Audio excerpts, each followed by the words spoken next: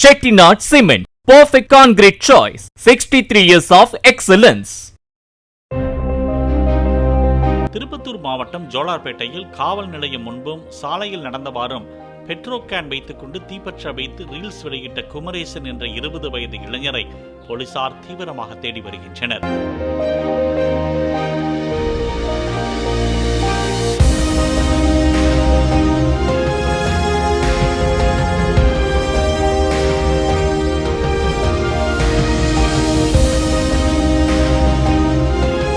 Chettinad Cement, perfect concrete choice. 63 years of excellence.